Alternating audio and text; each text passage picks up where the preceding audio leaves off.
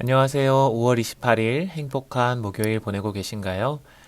여전히 코로나 바이러스의 위험 속에 저희가 살아가고 있지만 이번 주일부터 다시 교회에 모여 함께 예배할 수 있다는 사실이 정말 감사한 하루입니다. 모든 분들이 오시진 못하겠지만 예배에 참석하시는 모든 성도님들이 안전하게 예배를 드리고 기쁨과 은혜를 누리는 시간이 되도록 함께 기도 부탁드립니다. 오늘 우리가 살펴볼 본문은 잠언 1장에서 4장까지의 말씀입니다. 먼저 잠언에 대한 전반적인 소개를 드리고 그 후 이후에 몇 구절 함께 나누보도록 하겠습니다. 여러분 구약 성경의 잠언이라는 책과 얼마나 친숙하신가요?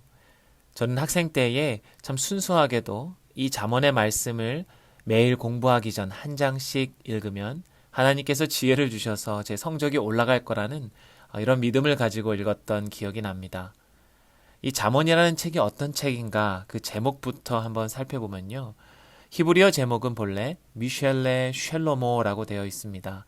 이를 번역하면 솔로몬의 잠언들이라는 뜻인데 이것은 1장 1절 말씀에 다윗의 아들 이스라엘 왕 솔로몬의 잠언이라 라는 구절에서 인용된 제목입니다. 잠언이라는 이 히브리 원어는 마샬이라는 단어인데요.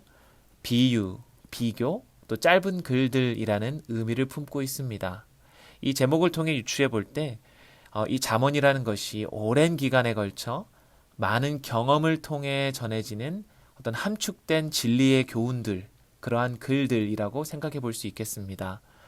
한자를 살펴보면 경계하다, 바늘, 침의 의미를 지닌 잠이라는 단어와 그리고 말씀언이라는 단어가 합쳐진 단어인데요. 이것을 풀이해 보면 침이나 바늘로 찌르며 진리를 깨우치도록 가르치는 말 정도로 해석이 될 것 같습니다. 이 잠언의 장르를 살펴보면 지혜문학이라는 범주에 속하는데요. 같은 장르의 다른 성경은 욥기나 전도서 그리고 아가서가 있습니다. 이 지혜문학은 다른 역사서나 혹은 모세오경과는 달리 전체적으로 연결되는 이야기로 구성되는 것이 아니라 각각의 짧은 교훈들이 한데 어우러 모아져 있는 형태입니다. 잠언은 율법과 같이 어떤 절대적인 명령도 아니고 선지서나 예언서에 있는 하나님의 약속이나 예언의 글이 아닙니다. 이것은 본래 우리의 일상의 삶에서 적용될 수 있는 마치 안내서와 같은 글이다라고도 볼 수 있겠습니다. 그래서 이 내용을 우리가 신학적으로 분석하거나 어떤 이야기의 줄거리를 논하는 것이 어울리지 않죠. 이러한 장르적인 특성을 고려하여 우리가 잠언을 읽을 때에는 한 번에 많은 장을 읽기보다는 한 구절 한 구절 그 한 절에 담긴 의미를 깊이 생각하면서 묵상하는 것이 더욱 효과적일 수 있겠습니다. 이 잠언이라는 책은 한 명의 저자가 아닌 여러 저자의 글들이 묶여서 오랜 기간에 걸쳐서 완성된 성경입니다. 다윗의 아들 솔로몬이 가장 많은 분량을 적었는데요. 1장부터 9장, 10장부터 22장 그 부분이 솔로몬의 잠언이다 라고 명시가 되어 있고 25장에서 29장은 솔로몬의 잠언을 히스기야 왕 시대의 사람들이 또 편집하였다라고 되어 있습니다. 22장부터 24장은 지혜자의 글들, 30장은 아게의 아들 아굴의 잠언, 또 31장은 르무엘 왕의 잠언으로 이렇게 구성이 되어 있습니다. 열왕기상 4장 32절에 보면 솔로몬이 3,000가지의 잠언을 말하였다라고 말씀하는데요. 그 중에 잠언에 실린 글들이 약 800여 구절이라고 학자들이 이야기하는데 그 분량을 보아도 아마 솔로몬이 가장 대표 저자로 잠언에 인정되는 것이 당연해 보입니다. 그렇다면 솔로몬은 왜 이렇게 많은 잠언을 또 말하고 그것을 기록으로 남겼을까 생각해 보지 않을 수 없겠죠. 이 본래 저자는 기록 목적을 이 서두에 밝히고 있는데요. 1장 2절부터 7절 말씀을 함께 같이 읽어보겠습니다.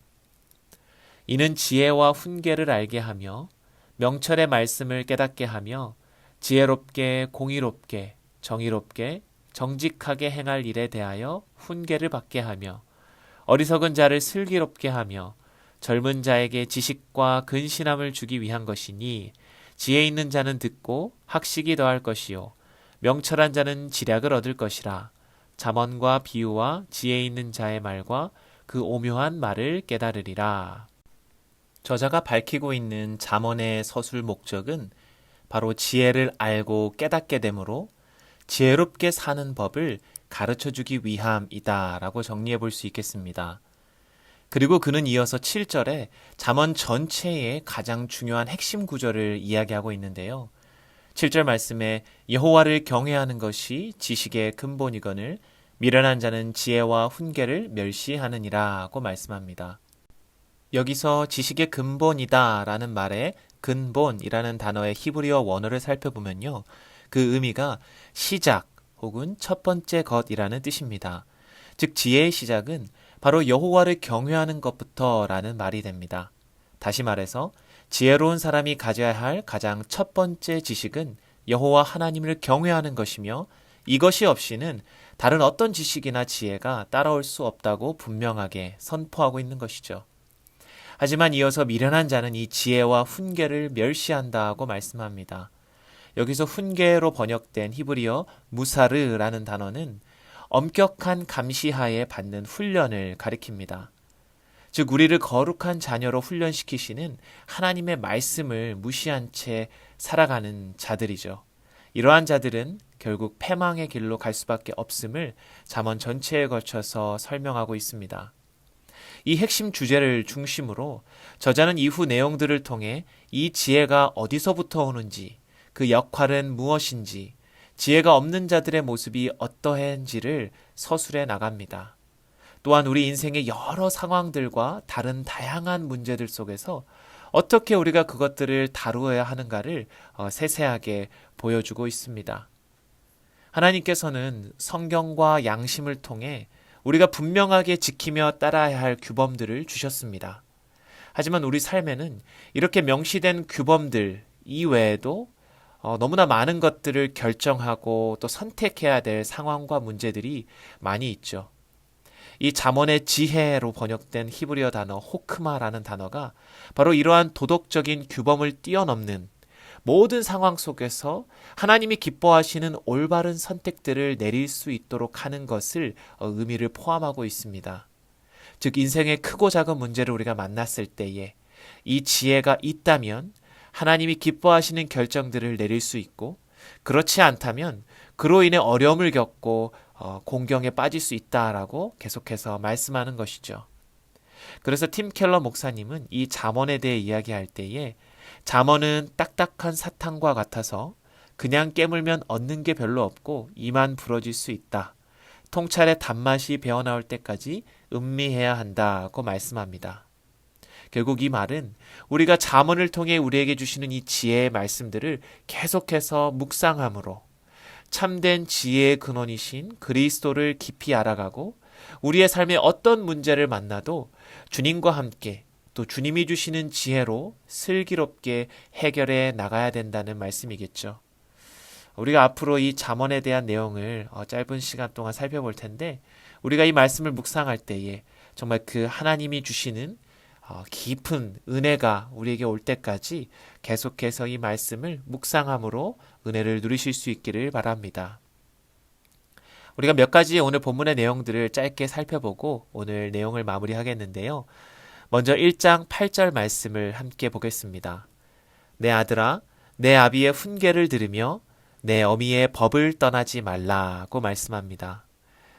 솔로몬은 1장부터 9장까지에 걸쳐 이 잠언의 글을 전달하는 방법으로 부모가 자녀에게 권고하는 형식을 취하고 있습니다.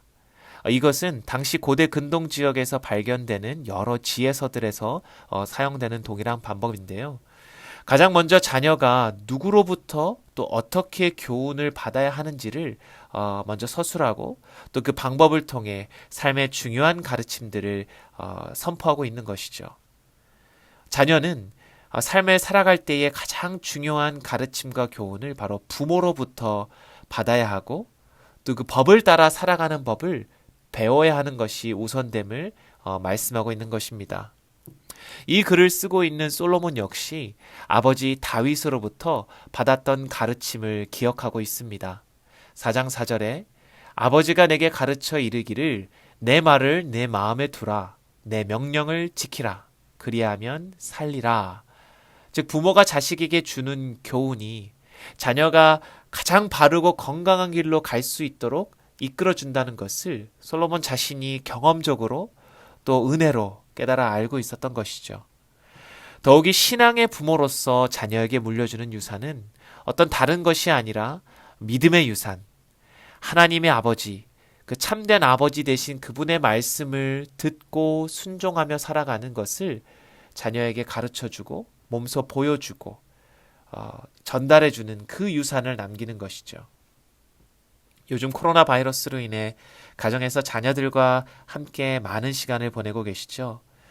참 그동안 우리가 무심하게 잊고 지내왔던 가정에서의 자녀 교육의 중요성이 지금 다시금 주목받고 있는 것 같습니다. 누구보다 자녀를 사랑하고 또 지혜롭게 자라기를 바라는 그 부모의 마음으로부터 자녀에게 하는 말, 교훈, 그리고 그들의 삶을 통해 그 가르침으로 드러나게 되는 것이죠. 자녀를 위해 기도하고 이 잠언의 말씀을 자녀에게 가르쳐 주시길 바랍니다. 그리고 우리의 아버지 되신 하나님의 음성에 그 말씀에 귀 기울이며 순종하는 모습을 자녀들에게 보여주세요. 우리 아이들이 부모님의 가르침을 듣고 그 법을 떠나지 않고 순종함으로 하나님 아버지께 순종하며 지혜의 근원 되신 하나님을 경외하는 법을 부모님으로부터 배우고 그 믿음의 유산, 신앙의 유산으로 그들이 지혜롭게 성장하게 될 것입니다. 1장 20절부터 33절에는요. 안타까운 진리가 선포되는데 바로 무엇이냐면 지혜가 광장에서 소리를 지르고 사람들에게 나타났지만 아무도 관심을 가지지 않는다는 내용입니다. 그러다가 사람들이 재앙을 만나게 되면 지혜를 찾고 구하게 되나 만나지 못할 것이다 라고 말씀하죠. 우리나라 속담에 소 잃고 외양간 고친다 라는 말이 있죠. 우리는 항상 중요한 것을 평소에는 잃어버리고 무시한 채 살아가다가 위기의 순간이 찾아오면 또 어려움을 겪을 때면 그것을 후회하며 안타까워합니다. 이러한 내용들을 우리가 생각해 볼 때 우리에게 삶의 어려움이 찾아오기 전에 먼저 은을 구하는 것 같이 그것을 구하며 감추어진 보배를 찾는 것 같이 이 지혜를 찾음으로써 여호와 경외하기를 깨닫고 하나님을 알게 되기를 바라는 마음으로 이 지혜자가 솔로몬이 우리에게 말씀하고 있는 것입니다. 근데 또 한 가지 여기서 중요한 것은요. 지혜를 찾고 구하는 모든 이에게 이 지혜가 주어진다는 것이 아닙니다. 바로 지혜를 주시는 분이 여호와 하나님이라는 사실이죠. 이것을 다른 표현으로 바꾸어 이야기하면 하나님의 은혜로 주어지는 것이 바로 지혜라는 사실입니다. 6절과 7절 말씀에 대저 여호와는 지혜를 주시며 지식과 명철을 그 입에서 내시며 그는 정직한 자를 위하여 완전한 지혜를 예비하시며 행실이 온전한 자에게 방패가 되시나니 라고 말씀합니다. 즉 누구나 지혜를 구하기만 하면 언제든 취할 수 있는 것이 아니라 하나님 편에서 은혜로 주셔야만 얻을 수 있는 것이 바로 지혜라는 것이죠. 이것은 마치 우리가 구원을 얻는 것과도 밀접한 관련이 있음을 한번 생각해 볼 수 있습니다. 누구나 원한다고 다 구원받지 않죠. 하지만 또한 믿음으로 주를 고백하고 구주로 영접하는 사람이 구원을 받습니다. 근데 이건 역시 사람의 노력으로 되는 것이 아니라 하나님의 은혜로 된다라고 말씀하고 있죠. 그렇기 때문에 이 지혜와 구원이 연결되어 있습니다. 3장 18절 말씀에 지혜는 그 얻는 자에게 생명나무라 지혜를 가진 자는 복되도다 라고 말씀합니다. 완전한 지혜 되신 예수 그리스도 그 안에 거하는 자 우리 마음에 그분께서 거하시는 사람이 바로 생명을 소유한 사람입니다. 그리고 그러한 사람은 주 안에서 많은 믿음의 열매들을 맺으며 그 지혜로 말미암아 또 다른 생명을 낳는 아름다운 구원의 통로로 사용되어지는 것이죠. 사랑하는 성도 여러분, 잠언 4장 21절 말씀을 기억했으면 좋겠습니다. 모든 지킬 만한 것 중에 더욱 내 마음을 지키라. 생명의 근원이 여기서 남이라. 우리 마음속에 생명나무 대신 예수 그리스도를 모시고 살아가는 자는 영원한 생명을 누리며 살아가고요. 반대로 지혜와 훈계를 멸시하며 악인의 무리와 동행하며 자신의 욕망대로 살아가는 사람은 결국 패망에 이르게 될 것입니다. 우리 마음을 지켜 생명의 근원 되신 예수 그리스도를 모시고 살아가며 오늘 우리에게 주시는 이 잠언의 말씀을 하루하루 한 구절 한 구절 깊이 묵상할 때에 참된 지혜 되신 그리스도를 더욱 닮아가며 그분의 말씀으로 인해 날마다 기쁨과 감사가 그리고 지혜가 충만하게 넘치게 되기를 주님의 이름으로 축원합니다. 우리 함께 기도하시겠습니다. 살아계신 하나님 아버지 감사합니다. 오늘 우리에게 이 잠언의 말씀을 허락하여 주셔서 감사드립니다.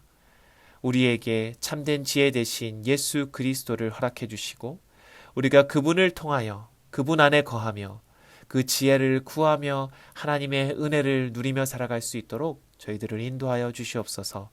우리의 참 아버지 되신 그분의 말씀을 들으며 순종하며 걸어갈 때에 인생의 여러 어려운 문제들이 닥쳐올 때에 우리가 그 지혜로 말미암아 이것들을 슬기롭게 극복하며 하나님의 사람으로 온전하여지게 되기를 주님 간절히 바랍니다. 성령 하나님 우리와 함께하여 주시고 동행하여 주시며 힘주시고 함께하여 주시옵소서. 감사드리오며 살아계신 예수 그리스도 이름으로 기도드립니다. 아멘.